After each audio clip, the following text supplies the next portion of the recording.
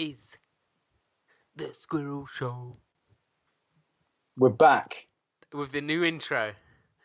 No. We've been on a kind of temporary hiatus. Temporary. Because we've just, we overdid it, man. There was too much going on. Too much of this. But basically, we're back with a fucking jam-packed, loaded film special. And we'll talk a bit about TV, I guess, as well. Yeah, but man, we've seen all the films, haven't we? I think we've seen all of them. I think we've seen all the films. You're about to get a fucking insanely comprehensive, sexy ram jam of film info and reviews down your gullet via your ear holes right now. I wouldn't call any of my reviews comprehensive. More sort of a struggle. Okay, so let's kick it off with I don't know. What should we? Let's kick it off with something that's came out a little bit ago. We'll build up. You saw the new Transformers film. Yeah, it's quite sick. Fuck off. What's it called? What was it called, this one? Oh, what was it called? Anthony Hopkins, the special. Anthony Hopkins, the Transformer. Come on. What's it called? You don't even know the subtitle. Last Night. Yeah.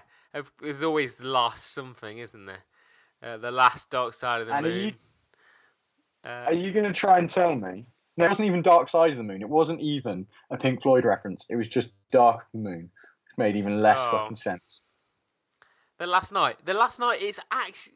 I've missed a few series, a few sort of additions to this whole... Don't try and tell me. Don't try and tell me this film is anything better than total garbage. I enjoyed it. I haven't even seen it. And there's a funny little robot that runs around and helps Anthony Hopkins. Great. Don't they even say he's like C-3PO? Yeah, he's kind of got that whole thing, but he's better. Better than C-3PO? Imagine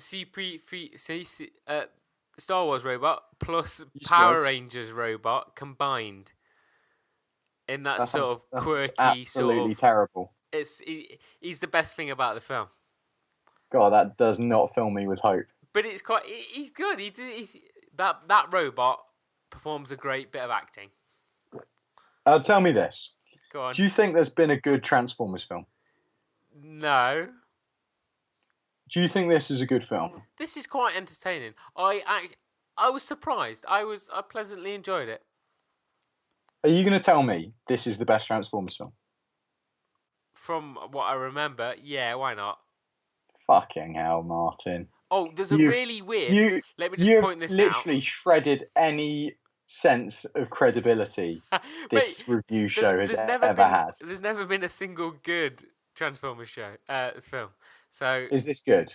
It's all right. It's actually worth a watch. In the same way that Power Rangers was worth a watch. No, but Power Rangers was quite good on a human level. Yeah. Like the characters were quite charming and their interactions were quite witty and charismatic. And that's kind of what I bought into watching that film, which again, I'm not going to say it's a great film and it stayed with me massively, but I thought within the moment, Power Rangers was quite good.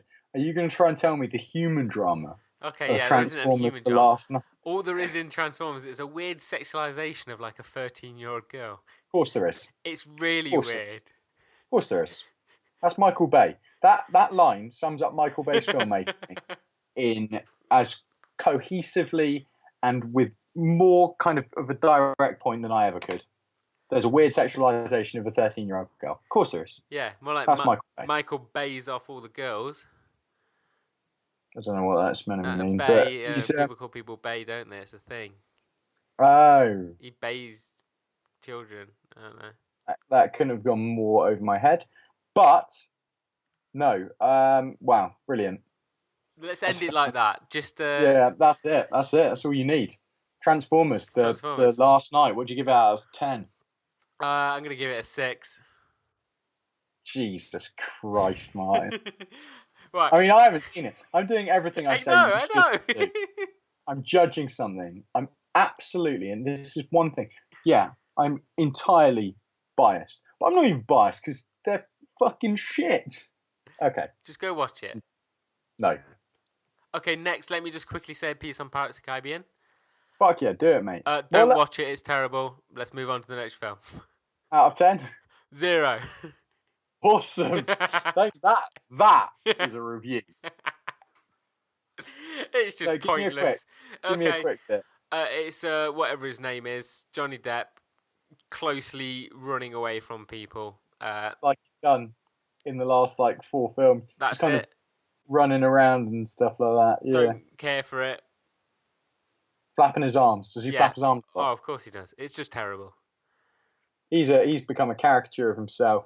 He just needs to, I don't know, move on with his life. Really upsets me because he used to be a great character actor and now he's he's just a character. He's a joke. One whole character. One character. And how's Javier Bardem as Salazar or whatever he is?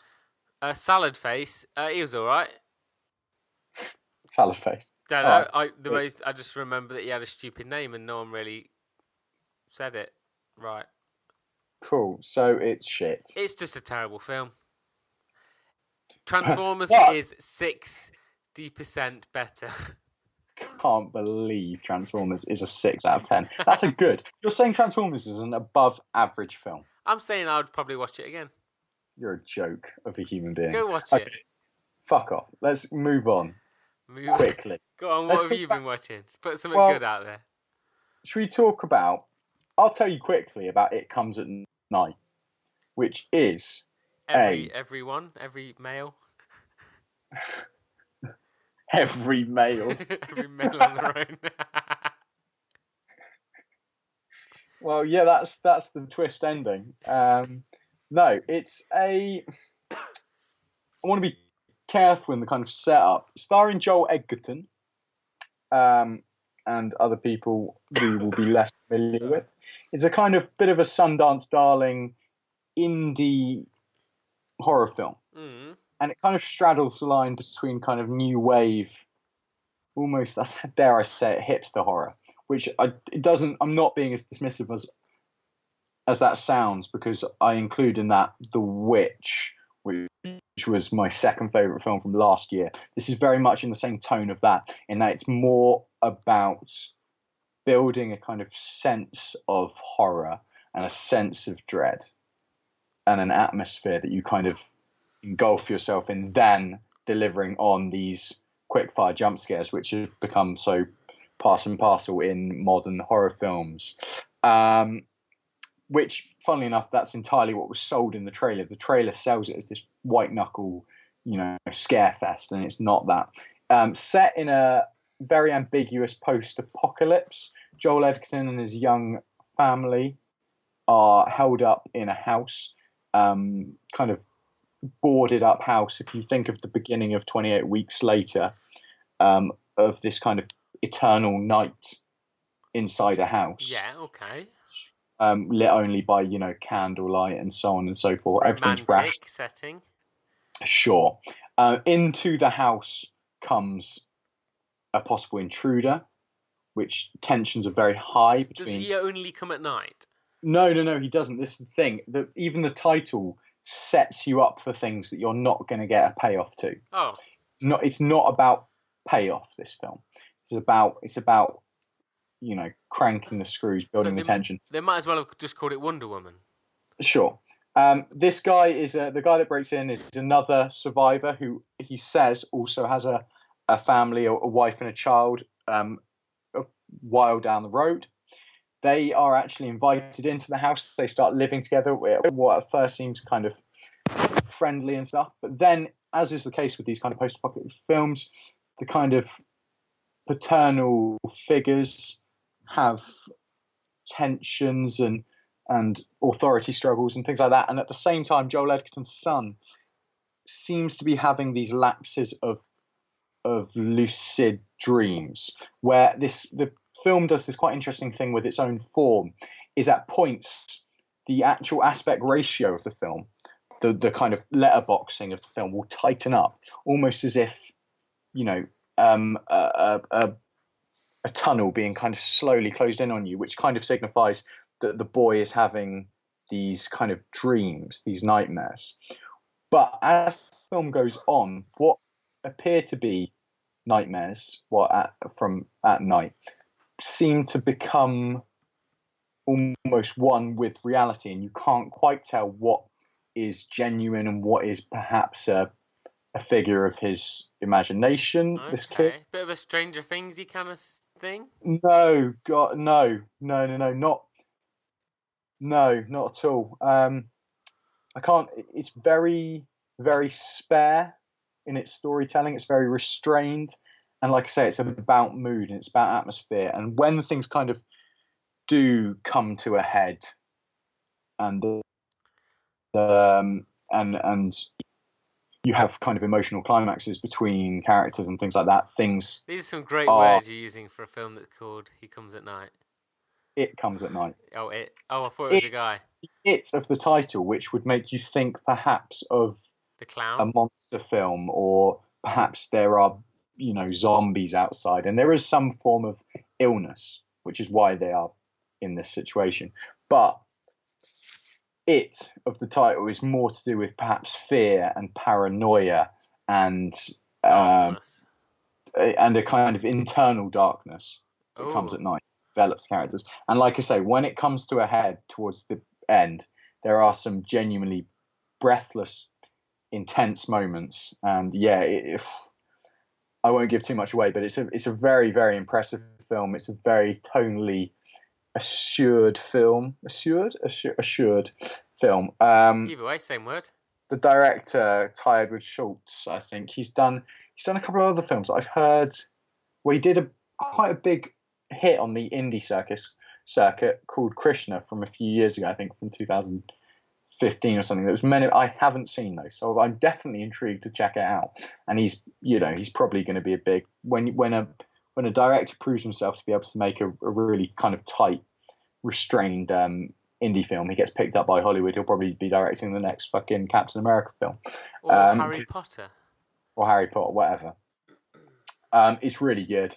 It's dark. It's uncompromising. It's very lean and intense. And like I say, it's got a lot going on. And Joel Edgerton doesn't kind of fit into the kind of traditional male archetype that you'd think of a post-apocalyptic survival. We've got an idea from things like The Road and even games like The Last of Us and stuff. We've got an idea of what the kind of that man character should be, and this kind of is about breaking down those and seeing how things fall apart. And it's intense. It is quite chilling, and by the end, it's pretty nihilistic and ambiguous. It's a lot of things by the sound of it. It's a lot of things. Give it a rating. Let's wrap it up with a rating. Easy 8 out of 10. It's 8 out of 10. So it's 2 better than Transformers. Fuck off. Just 2. Yeah. What are we going to talk about next? Right, you've spoke about that. Right, we've got a few. We got a few on the list. We've got a few we've both seen. Right, should we go for the spider in the room? Let's go for the fucking spider in the room. Yeah, so there's a spider in my room. Cool. I've been living with it. Cool. Let's talk about Spider-Man Homecoming. Oh, right. You can do your weird little, room things on your own. Okay. All right. We'll leave that then. Spider-Man Homecoming. It's really good. Yeah, it is. It's really good. Really, really, really good. I'm trying to remember it now. It's. What do you think? Yeah. Yeah, it's kind of what you expect. Well, I don't know. For me, okay. It doesn't have any big overarching, maybe we know where the rest of the Marvel Cinematic Universe. It's its own contained story, and in that, perhaps you could say it's a bit of a filler film. But I saw the trailers, and I kind of alluded to it, but I thought the trailers were really generic, and they didn't inspire me with any confidence. I mean, Tom Holland looked good. It looked kind of funny, but for me, it looked totally 3 out of 5, basic, average. Just a film with a spider in it. Just a superhero film that I'd probably kind of enjoy, but no more than that. And I actually think I got a lot more out of it than I was expecting. It does some really good things. Tom Holland is great. The writing is great, super kind of quick, quirky. It's a high school film. It's a John Waters film. But it's a great high school film. It's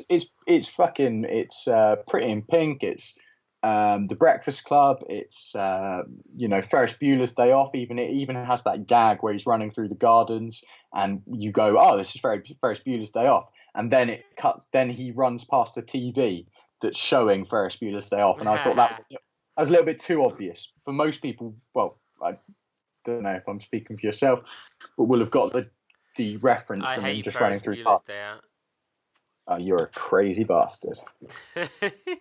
But so I loved all that side of it. That I loved the high school, the high school movie side of it. The characters are all great. It does some good things, totally uncynically, of the fact that he's the only white guy in his friendship group isn't a thing. It's just there, which is cool. Oh yeah. And it's cool to the point that it does stuff. He's also the only Spider-Man in his group. He is. So it's breaking down loads of divides. But I thought that was kind of nice in a way that, like, his central love interest is obviously a mixed race girl, which is weirdly, and I think I don't want to give away any twists. What? Fuck it. It's been out for a while. And yeah, fuck it. Who gives a shit? Basically, I give this film big props because it did something that played on our, as viewers, conditioned expectations of racial roles in a Hollywood film, in a superhero film. I'll tell you what it does, and this is why I think it's actually a lot smarter than just being a good film. Go on. The twist, let's give it away, is we haven't even gone into this yet. I'm really jumping the gun. But Michael Keaton, who plays the Vulture, which I quite liked. He plays a kind of at first he plays a labourer, head of a labouring company that hired to clean up the city after the Avengers' first attack in the first Avengers film in 2012 or whenever it was in the film universe. Then he gets that taken off him by Tony Stark's company. So he's got a bit of a grudge against that. So he turns to kind of supervillainy, using some of the alien weaponry. He becomes the Vulture, blah, blah, blah, 8 years later or whatever, Spider-Man fighting him. The twist is, when it comes to a kind of narrative, comes to the narrative point of the title, the homecoming dance, Peter Parker goes to pick up his lady friend. And twist, he opens the door, and it's Michael Keaton. Just a bird, a giant aggressive bird waiting to pick at his bones. Birdman, like in the Yeti film. But I'll tell you what that does smartly, yeah? Is that got me. I was like not expecting that at all. Really? But at all, because what it does is, as a viewer, he says something early on in the film about he's got to support his wife and family in the first scene. Yeah. And of your mind, because we watch Hollywood film from a westernized white perspective on the whole, in that's the kind of that's the ownership of American cinema, just right, for whatever reason, that it's just the institutionalized nature of American film is it's led male white, blah blah blah. Things are changing, obviously, rightly so, but that is kind of how the institutionalized nature of it is that. When he mentions that he's got a wife and kid, immediately, without even noticing, subconsciously in the back of your mind, you put a picture of a family together, and it is a kind of like white American family. When he opens the door, because you've been, his kind of girlfriend's a black girl. Well, not girlfriend, but So in your head, you don't put this. So the connection when he opens the door, but obviously that's playing on our conditioned perceptions of what this girl's parents should look like. Yeah, yeah. But and then he walks into the house and her dad's white, her mum's black. Like, millions of people across America, a total norm. But for that to be used, and especially to be used so consciously in essentially what is a twist in a film, he opens the door and he almost goes, "Ha!" Like, you've been, and it kind of holds a mirror up to how we watch films.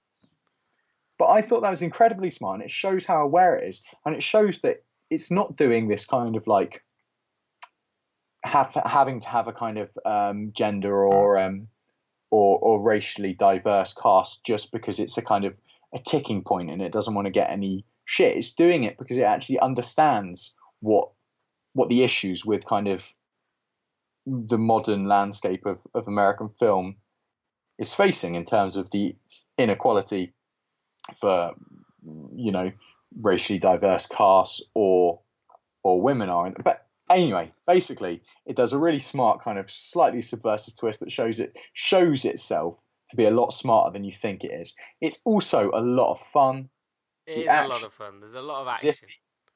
To be fair, actually, I think my weakest point for the film is the action. I think the final action set piece on that plane is a little bit generic, a bit like the only point where I kind of zoned out a bit. It's just a big old. The film was building for him, you know, the whole getting his high altitude flight suit built. Oh no, we don't need it, and then like when it comes to it, he needs it. Yeah. And then it's like, okay, it's quite obvious. And then there's a spider on a plane.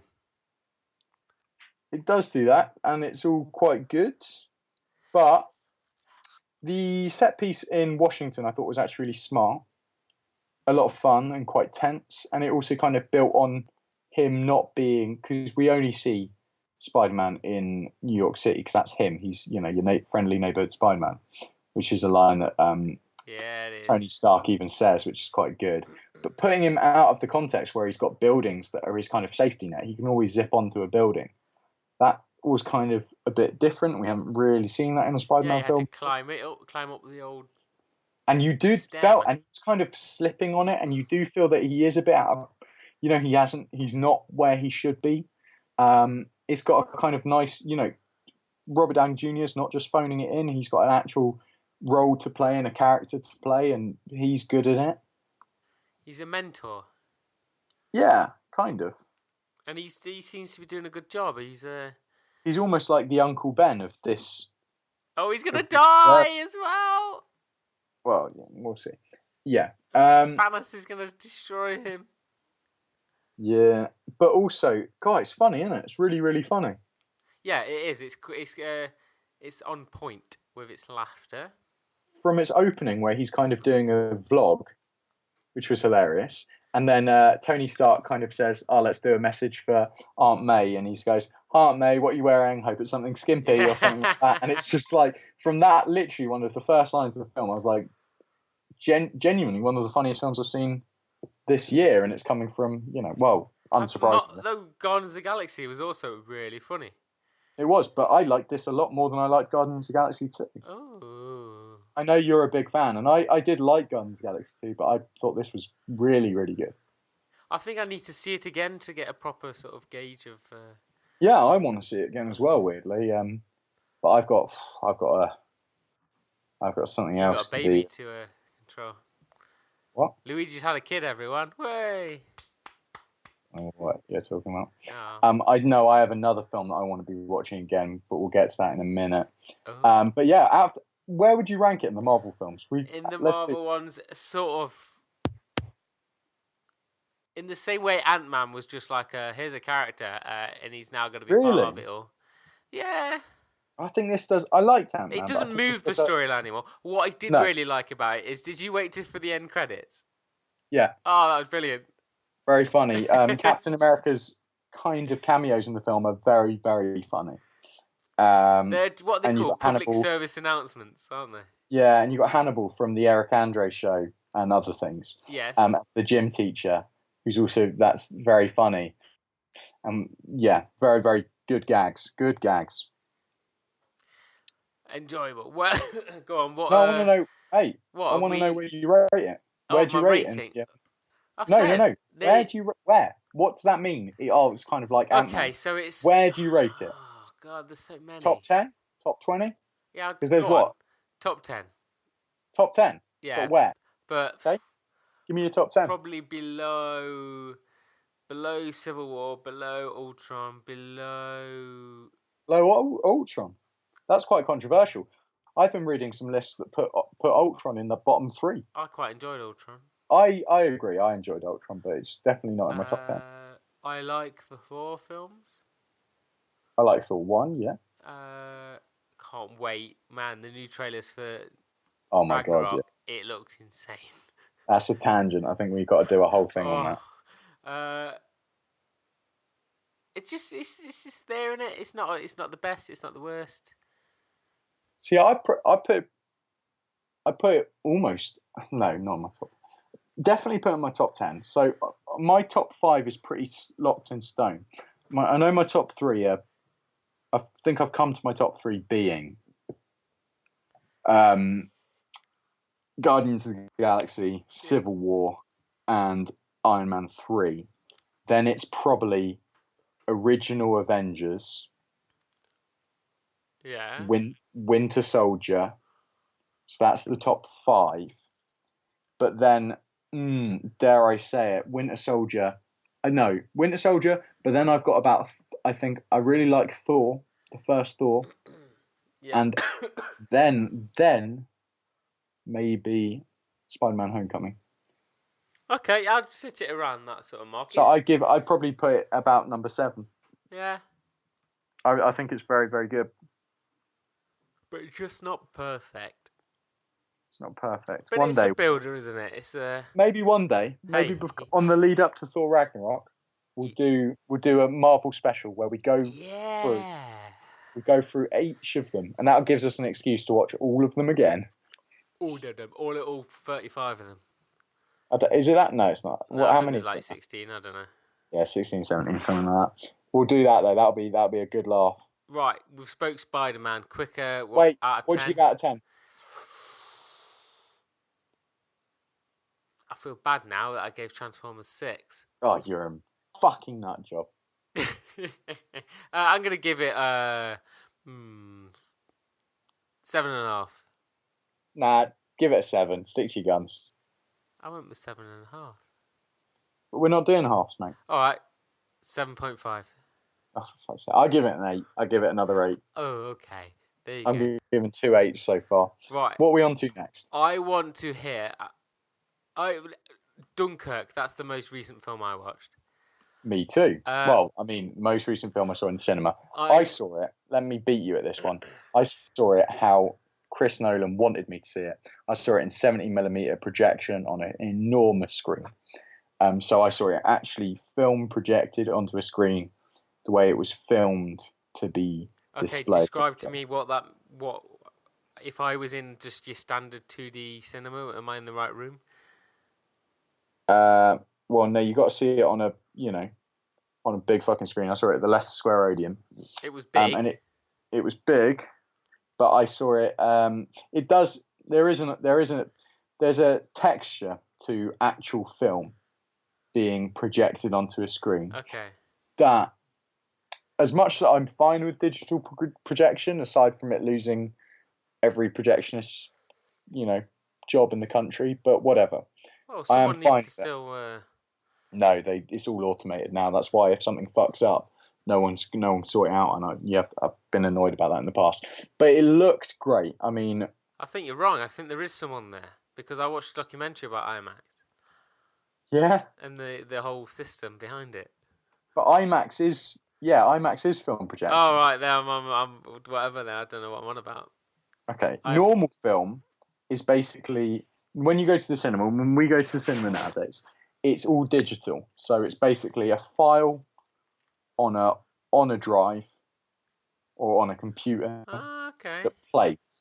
It plays at a certain time and it projects it on a certain screen.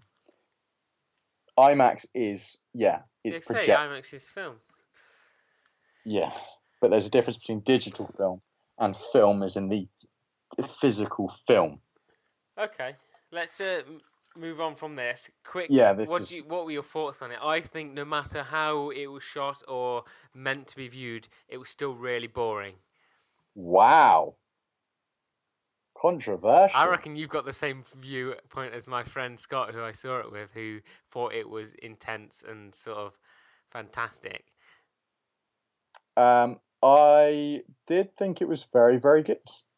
I don't think Christopher Nolan can make a boring film. It was really boring.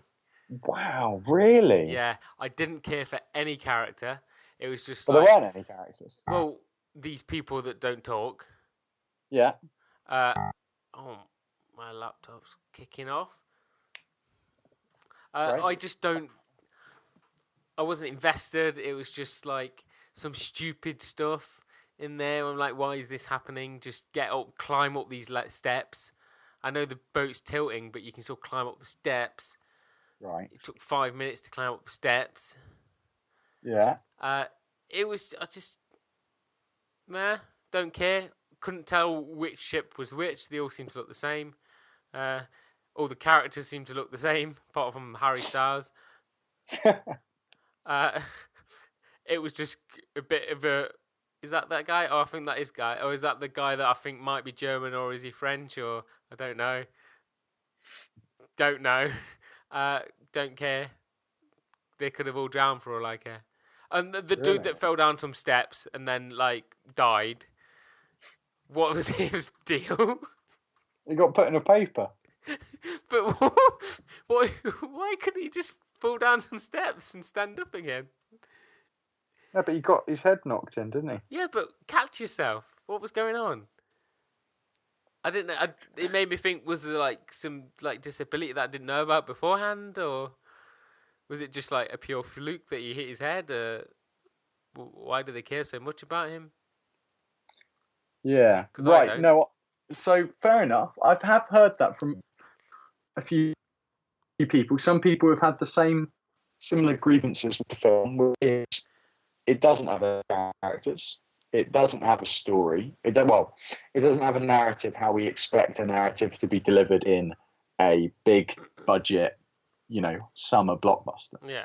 In that, I think it was a very, very good film, very, very smart film, very, very, on a kind of technical level, I thought it was spectacular. Like the film as craft argument that Christopher Nolan has always kind of maintained is he makes a film very, very well.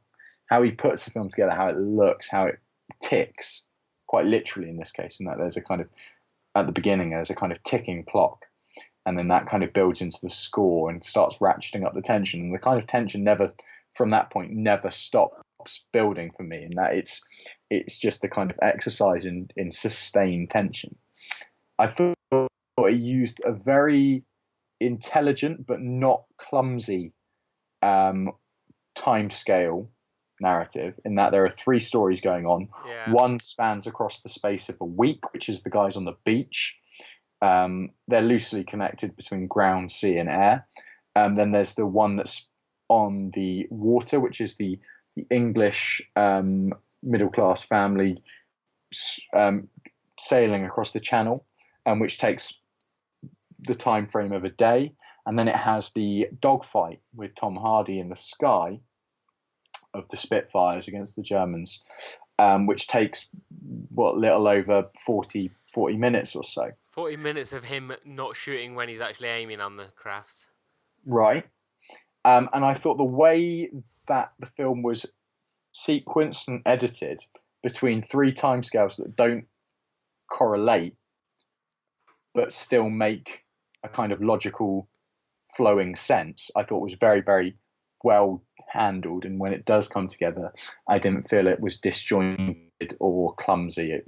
For me, it felt like I say, this is kind of what Christopher Nolan does, is his films are very, very well-oiled machines that fit together and kind of work out very, very, concisely and fluidly. And I think it's the same with this. I was absolutely excited when I went in and saw that it was only 106 minutes long, a film that's an hour and 45 minutes, as opposed to the last 4 or 5 Chris Nolan films have all been, considerably over 2 hours, 2 hours and 20 minutes, 2 hours and 30 minutes, whatever. And for me, his last few films have, as much as I love some of them, all had very... Reminders of what they are? So, Interstellar. Okay, yeah. Really flabby last third, to put it lightly. The Dark Knight Rises, a film I like a lot. Very flabby last third. The Dark Knight. Oh, the Dark Knight again, ones are just pretty terrible. Let's not get into this. But Inception, again, weak third. All of them are a bit too long and falter in their final thirds, their final acts.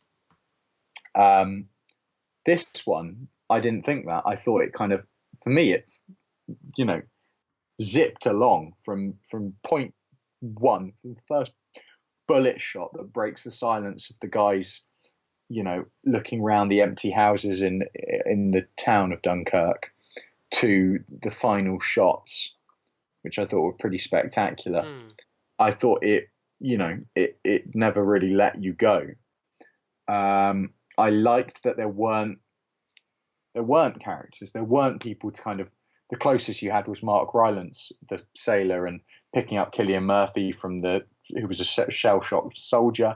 There you get a bit of kind of human interaction and anger and angst and emotion. But on the whole, it almost, big segments of the film almost, even though for a film as loud as this, it almost plays out like a silent film, like the bits where they're running with a wounded soldier, which you as it plays out, you understand is entirely selfishly motivated to try and get them on a boat, essentially. But the whole sequence essentially plays out like a piece of silent cinema, which I think is very deliberate on Christopher Nolan's side, because he is kind of referencing these age-old films of great scale. The shots of the beach, where you've got thousands of extras, are, for me, very spectacular. I thought visually it was stunning, like absolutely stunning.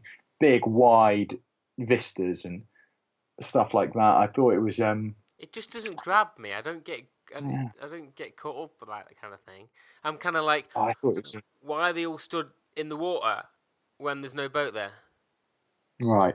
You just get wet and cold. But for me, it had moments, as opposed to trying to have narrative, which for me, and characters with an arc and a character resolution, which I think would have kind of cheapened. The story is the event.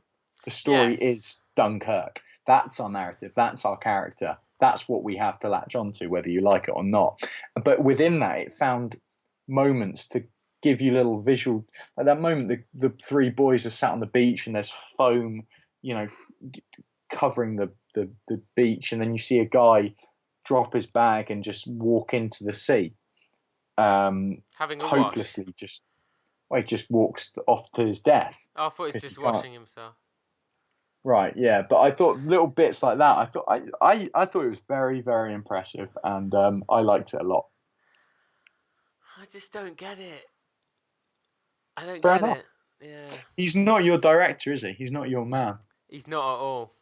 He's not. And can I just say, the very last scene, Tom Hardy landing his plane. Yeah. Why not land it on the part of the beach where all your allies are? Because he hasn't got any fuel, so he's gliding. Yeah. So he can't just dip it down. No, he can just turn around like he was before and land on the beach where he needed to land. Part of me did go, why don't you just eject? Yes. While you're over the beach where everyone's being saved. It just. Yeah. It's got to have a hero's ending. I don't know if it's a hero giving yourself up to the enemy. But that shot of the fucking burning Spitfire was beautiful. I'm trying to remember which one that is. Oh, yes, at the very end. Yeah. I don't know, man. It's I'm just not because of your opinion's totally valid and fair enough, but I just loathe to think of what you're going to give this compared to Transformers. I enjoyed Transformers a lot more than this film. That's fine, but what would you give this out of 10 then?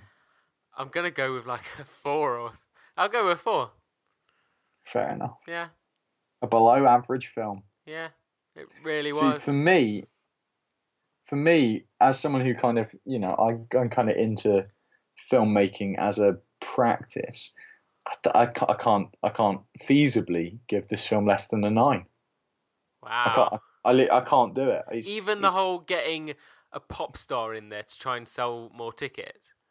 Well, apparently Christopher Nolan, and I kind of believe this, if you've ever heard Christopher Nolan talk, he didn't know who Harry Styles was when he was interviewed. When he was and nobody explained it to him. I'm sure he knew after he auditioned and that. I don't know. But I thought Harry Styles was fine. He was a little bit too pretty compared to quite a lot of the other guys.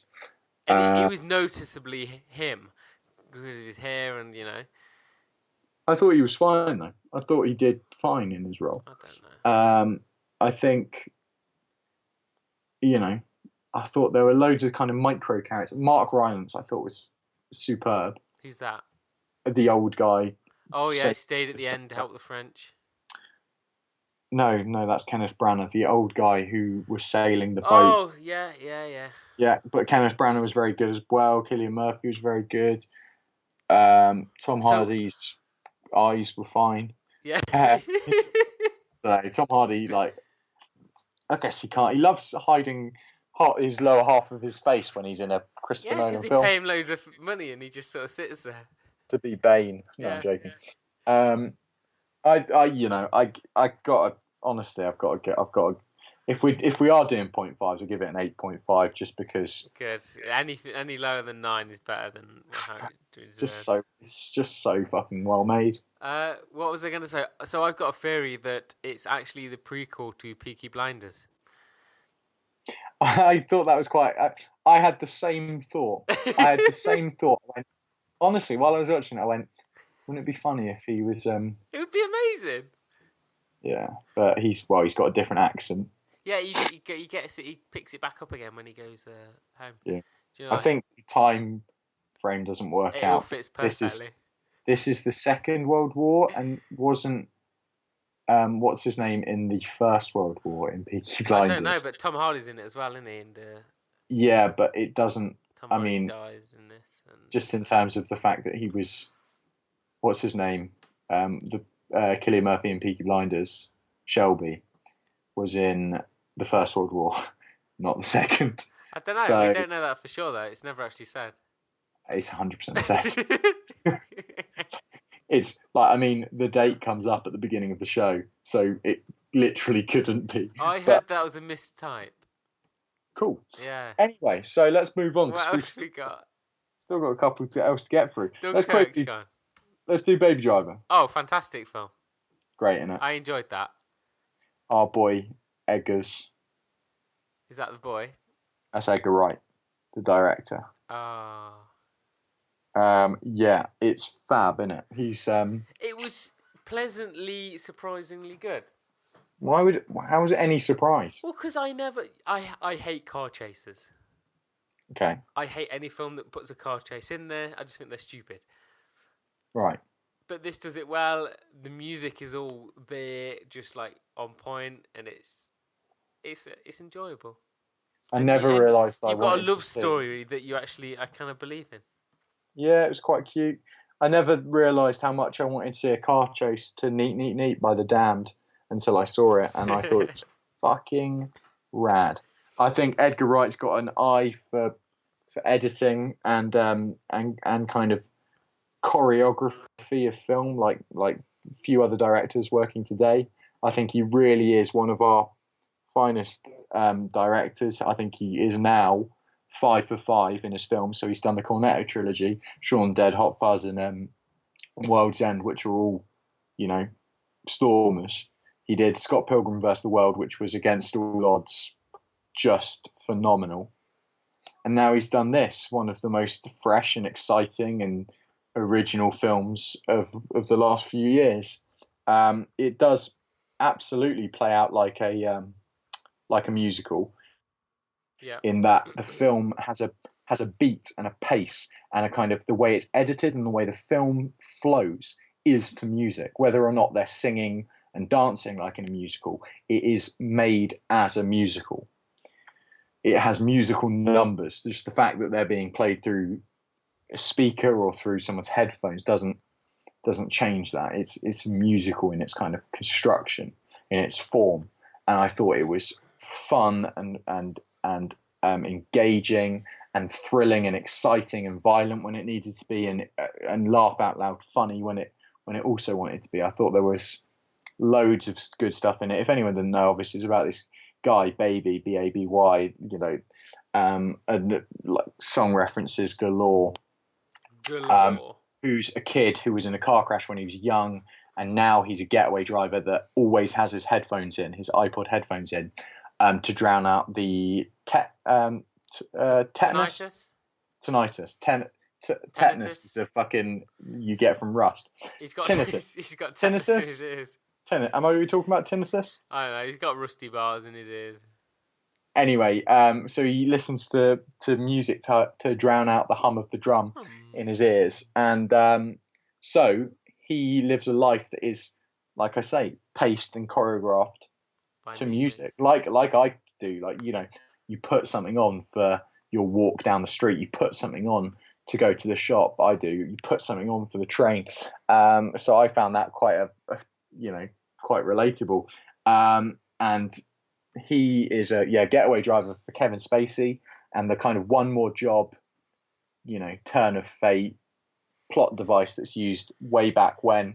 It's a reference to loads of films Edgar Wright loves from like the 70s, and The Driver, the Walter Hill film, which it's obviously a reference to in the title, Baby Driver, to films like Blues Brothers, French Connection, bloody Vanishing Point, Bullet, all this kind of stuff. That's all there if you want it, and it's intertextual and fun. He's just got a fucking eye for this kind of filmmaking. He's got such a zip to his films, and they're just immensely watchable. And like I say, he's a director that should absolutely be championed, because he's, like I say, he's one of our British directors, and he's absolutely one of the best. The only people in his class are bloody, Danny Boyle, Chris Nolan. I know you're not a fan, but and then perhaps if you want to pick another one, Shane Meadows and Ben Wheatley's on the up. But how about what's his name? 12 Years a Slave. Yeah, Steve McQueen. Absolutely, Steve McQueen's another. He's another. I mean, I'm not a massive fan of Shane, but he is an insanely talented director, and he's made, a couple of the best films of the last however many years in Hunger and 12 Years a Slave. So yeah, absolutely, to our credit, he's up there. And then obviously you've got some of my favourites like Terence Davies and so on. Shane Meadows is another gem, national treasure. But fucking Edgar Wright is high in the running for one of our best directors. And I think when he wants to go to America and make a very American film, he does it, and he shows everyone else how it's done. Yeah, I'd agree. What'd you give it? I would give it, I'm going to go with an 8. I'm going to go with a 9. I think it's fat. Oh, God, you just give out all these high numbers, don't you? Yeah, I am, mate. I'm willy-nillying it. Oh, shit, I've got another one coming up. Fuck it. Okay, I'll give Dunkirk an 8. All right, next one. Are we on to Okja? Okja? Oh, shit, more fucking high ratings. Okja! What a great film. Oh, it's fantastic. What was your entry point for this? Like, what made you watch it? I had heard some good things. There was a whole thing, firstly, the whole thing about how they won't show it in France or something. Didn't know about that. Yeah, apparently Netflix aren't showing it in France or something. I don't know why. No, you're super confused, mate. Or at Cannes. At the Cannes Film Festival, it was showing it because it was in competition. But as of next year, they aren't going to be showing Netflix films because they're snooty, and the Cannes Film Festival is for, pretentious old. So they're like, a Netflix film is not a proper film. I can do that because I'm French, so it's fine. Not xenophobic. You snuffy eating bastards. What is it? What is surrender monkeys? What do they call them? Surrender monkeys. Snail eating surrender monkeys or something like that. Anyway, so you heard a bit of buzz about it. So I heard some buzz, but I also heard some great things and how you kind of have to watch it. It's not what you expect. It's not, is it? And it definitely isn't. It's a film that loves pulling the rug out from under you. You think, oh, I'm watching a basically Studio Ghibli film, like a Disney film of a woman, of a young girl and her super pig as best friends. Then it becomes a kind of like large scale comedic chase action film. Then it becomes a kind of weird probing social satire. Then it becomes a fucking outright horror film at some moments. Body horror, Cronenbergian, absolutely, incredibly disturbing horror film. Then it becomes something else again, and it loves, turning the tables on what you expect of genre filmmaking. I thought it was fab. I'm a huge fan of Bong Joon-ho, the South Korean director who did Snowpiercer, which for me still is the best science fiction film of this decade. What's it called? Snowpiercer, with Chris Evans from Captain America fame. Oh, the Human Torch. Yeah, Snowpiercer. Does he just melt everything? No, he's just watched Snowpiercer. It's not been released in the UK because it never found a distributor, because they wanted to kind of dumb it down and make it. Would have been an ideal film for Netflix in that way, because Okja, I think, has only been allowed to be made in on the scale that it has and having the releases have, because Netflix have just put it out there, as opposed to it trying to find an audience in the cinema, which I think would have been tricky. It would have been difficult, yeah. Snowpiercer was the same, and in America it had a very, very troubled release. It had a tiny release, and then it went straight to kind of DVD and stuff like that, because they wouldn't dumb it down to be a PG-13. Chris Evans backed the director. He went, no, this is the film he wants to tell, and it is a violent and very, very dark film when all things come out in the wash. But it's also an absolutely awesome science fiction action film where the whole world exists on a train that circles the globe. It takes a year to go around because the globe's gone through I think I've heard about, another ice age, essentially, and it's about the poor who live at the back of the train, forming a kind of revolt and uprising. I know what you're on about now. Against the rich at the front, and it's absolutely, God, is it the best film of this decade? Oh wow, I need to watch this then. No, well, it's in my. Yeah, I think I'm safe to say no, it's not the best film. Calvary was the best film of this decade. I'd probably say, no, that's kind of crazy what I was saying there. But I'd probably say it's in my top 5 films of this decade, and without shadow of the doubt, it's the best science fiction film of this decade. It's up there with Sunshine and District 9 and things like The Matrix and Minority Report and things like that. It's unbelievable, and I've seen it about 5 or 6 times. Okay, I gotta get my eyes on this. You've got to get your eyes on that fucking thing. I think Okja came along at like the perfect time for me. Obviously, since January, I've been a veggie man. My girlfriend's now a vegetarian because of this film. Oh, see, that's what I've heard a lot of people are, and this film plus a documentary called What the Health has pushed me to I've gone vegan. Oh my God. You fucking prick. But it builds you up to love this one animal. And then Then it just goes, bam, it's not special, and everyone's going to eat it. Yeah, and it does. And it, even though you kind of get a very kind of singular narrative that has a happy ending, but you're left feeling, even though you get a happy ending for Okja and the little girl, spoilers, you are left with a really, really huge sense of guilt and the weight of all these creatures that are not getting that happy ending, that are just being pumped into this death machine, essentially. It's weird and zany and darkly satirical.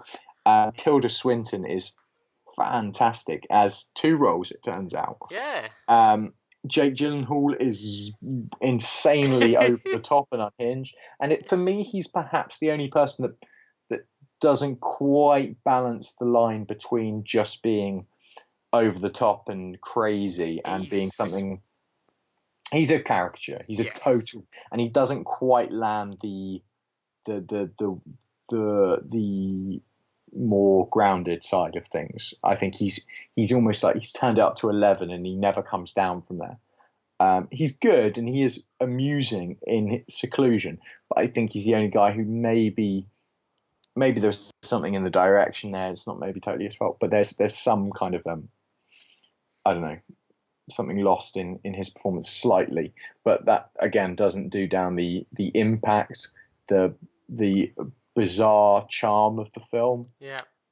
Very enjoyable, very funny, but also I like how, even though it definitely has a message, you kind of get the horrible corporations that want to breed and farm these super pigs, and the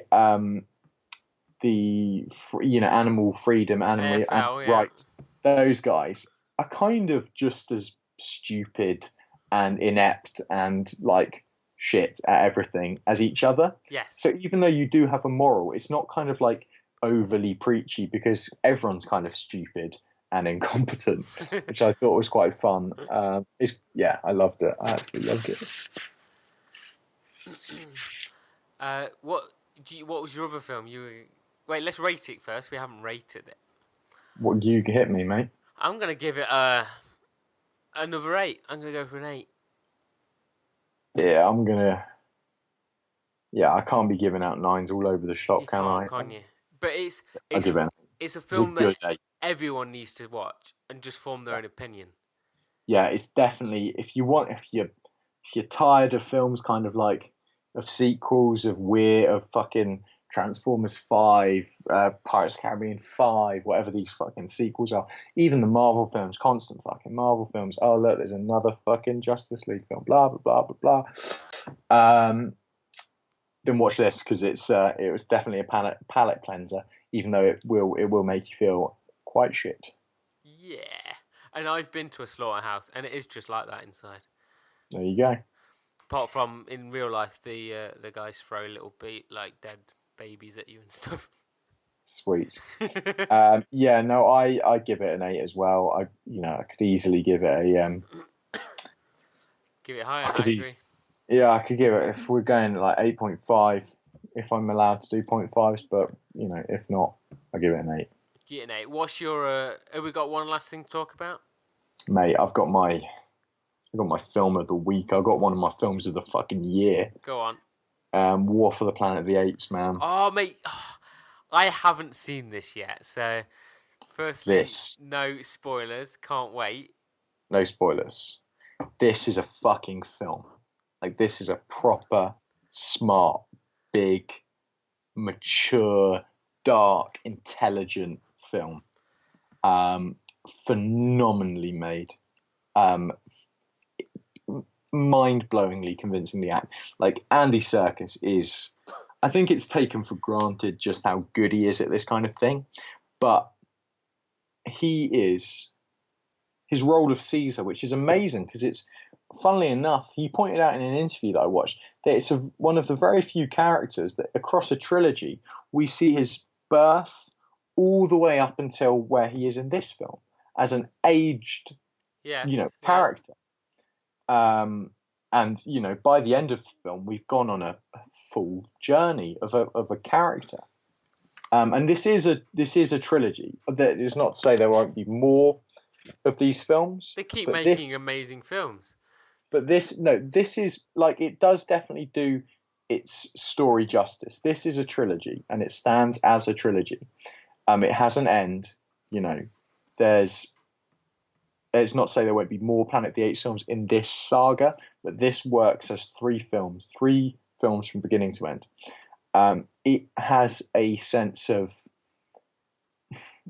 saying portents almost makes it sound like I'm saying it's portentous, but it is weighty, and it deals with things from slavery, labor camps. Yeah. Absolutely. Well, obviously it's kind of allegorical because these are apes, so to use the term dehumanizing doesn't quite, but dehumanizing a population, things like building a wall to keep people out, it seems more prevalent than ever in America nowadays. Obviously this film was in production before Trump was in power, but there are things to be drawn. There's imagery that evokes ideas of ultra-nationalist white supremacists, shaven heads, authoritarian. It calls back Vietnam War films very explicitly. In fact, even within the film, there's a graffiti of things like "Ape Apocalypse Now," and stuff like that. And the opening is spectacular. From the opening shot, you've got soldiers with helmets wearing scribbled like "monkey killer" and stuff like that. Yeah, that's in the trailer. Yeah. The only thing I will say is, if you found Dunkirk boring, I mean, this War for the Planet of the Apes is maybe misselling it. You're not going to get a war in as such. It's a good title, but that's not what this film is. That's not what this film's about. It's not an action film. It's which it's the much trailers smarter would than that. definitely lead you to believe. No, it's not an action film.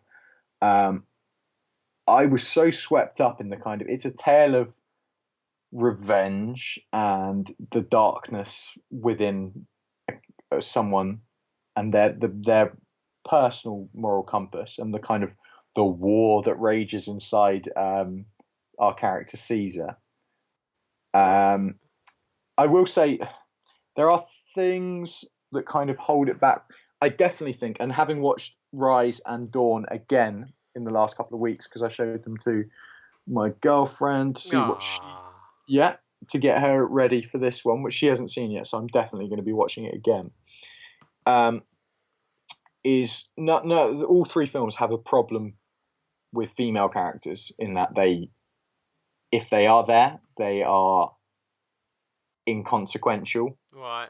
And in this case, they're almost not there, which I do think is when you're talking about a film that deals with the kind of fate of humans and the fate of apes, to kind of only show half the population of humans and half the population of apes seems a little bit like a misstep. You could have had, I think that's a slightly more of a overbearing issue of the trilogy. I'm not saying they're faultless.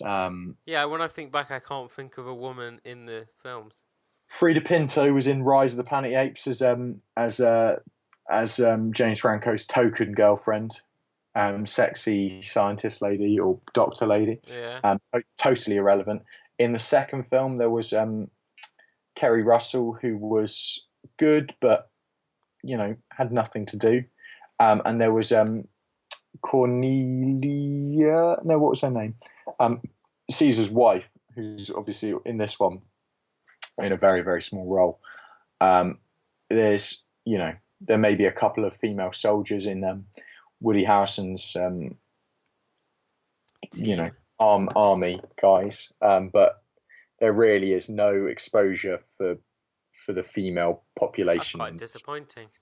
It is a bit. I do think it is something that should be called up. I'm not blind to see that this film has that. I don't think it ruins the film because the film is predominantly Caesar's story, and in that it is phenomenal. And he goes through the ringer. It also has moments of levity. There's a character played by Steve Zahn called Bad Ape, which is very, very funny at points, but not to the point that he's just a distraction. He isn't just brought in as this is the funny bit. When he is, it's contextualized and it's very funny. It's grand. It's got a sense of scale, almost like an old Western of this kind of, there is a journey in it. I was swept up in it. It's a film that does take itself very seriously, but I loved it. I absolutely loved it. Okay, give it a quick 0 out of 10. See, I'm gonna give it a 9. I'm gonna give it a 9. Yeah. It's problems with kind of I'm almost blinded by how much I am invested in this film. I'm invested in this character, and like I say, Matt Reeves, the director of this one and Dawn of the Planet of the Apes, has tonally deserves big props because he's kind of made this vision the way it's a film that takes itself seriously. It looks like a proper film, a proper. I think they had film. To because it could have gone. Yeah. It could have been a joke film quite easily. It could have been Tim Burton's Planet of the Apes from 2000 or whatever, which was a joke film. But Rise of the Planet of the Apes was kind of good. It was by previous director, a guy who did Escapist. I can't remember his name, unfortunately. Harry Potter or something, isn't it? Yeah, I don't know what. Yeah, But this one, Matt Reeves did this one and the last one, and he's great. But God, so much has to come down on Andy Serkis. He is just in a league of his own. He really is. I reckon you could be in this film quite easily. I do a good gorilla. You got a great gorilla impression.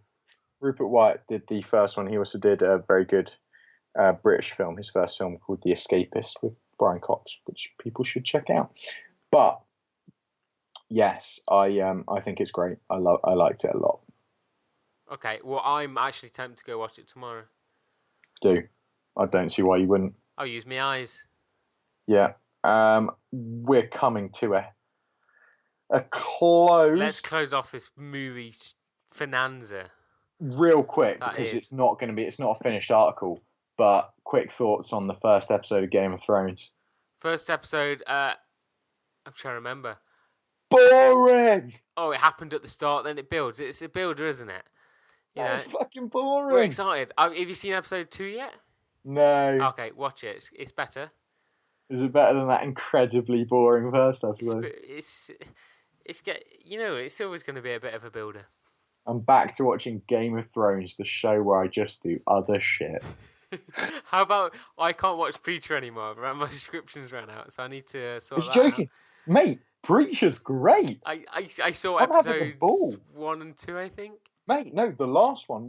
Episode 5 now we're on? Oh. Episode 5. Episode 4 and 5 are fucking stormers. Like, they're really kind of picking up pace. They're like the showrunners, Seth Rogen and Evan Goldberg and stuff like that. They feel like they've gained confidence, and they're kind of like, we can do this. We can take more chances. Yeah. It's like there are things in it that make me genuinely go, oh, bloody hell, and like really digging it, especially the last couple of episodes. I'm really, really digging it. Okay, I need to get myself on that then. It's a lot of fun. It's a lot of fun. There's been loads of game and film Comic Con and all this jazz going on. We've got to give something for people to look forward to, eh? Yeah, everyone look forward to our views on the future of film and television. That's it, mate. That's it. Let's round it off. Bye.